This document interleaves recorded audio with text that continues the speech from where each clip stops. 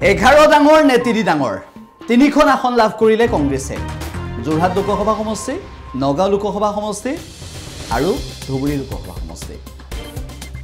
কিন্তু বিজেপি মিত্ৰজোঁটে 11খন আসন লাভ কৰিলে এতিয়া প্ৰশ্ন হৈছে 11 ডাঙৰ নে 3 ডাঙৰ মুখ্যমন্ত্ৰী গৰাকীয়ে প্ৰশ্ন কৰিছে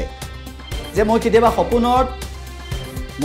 সপোনৰ পৰা উঠাৰ পিছত শুই থকাৰ সময়ত নিজকে চিকুটি চাওঁ 11 ডাঙৰ নে 3 ডাঙৰ মুখ্যমন্ত্ৰী ডক্টৰ হিমন্ত বিশ্ব শৰ্মাই কংগ্ৰেছক তুচ্ছতাচ্ছিল্য কৰি লোকসভা নিৰ্বাচনত কংগ্ৰেছে 3খন আসন পোৱাৰ পিছত হিমন্ত বিশ্ব শৰ্মাই বৰ্ধিত কাৰ্যনিৰ্বাহকত কেনেদৰে প্ৰত্যাহ্বান জনালে কংগ্ৰেছক সেই সন্দৰ্ভত কি ক'লে শুনাব বিচাৰিছো 3খন আসন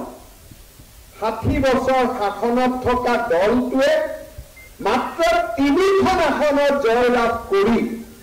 তেওঁলোকৰ যি আনন্দ মাজে মাজে মই কেতিয়াবা ৰাতি মোৰ গালটোত গলত মই চিকুটি চাওঁ যে 11 ডাঙৰ নে 3 ডাঙৰ 11 ডাঙৰ নে 3 ডাঙৰ আৰু 3খন জিকি তেওঁলোকে এনেকুৱা এটা পৰিৱেশ কৰিলে যে তেওঁলোকে পাৰিলে এভাৰেজ জয় কৰি ল'লে এই কথাবিলাকে তেওঁলোকক কি প্ৰমাণ কৰিছে যে তেওঁলোকে আচলতে ইমানো আশা কৰা নাছিল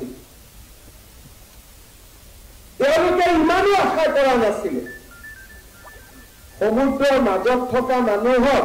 যদি কোনোবাই কলগছৰ ভেল এখনো বনাই দিয়ে মানুহজনেতো ভাবে যে মই বহুত ডাঙৰ আশ্ৰয় পালো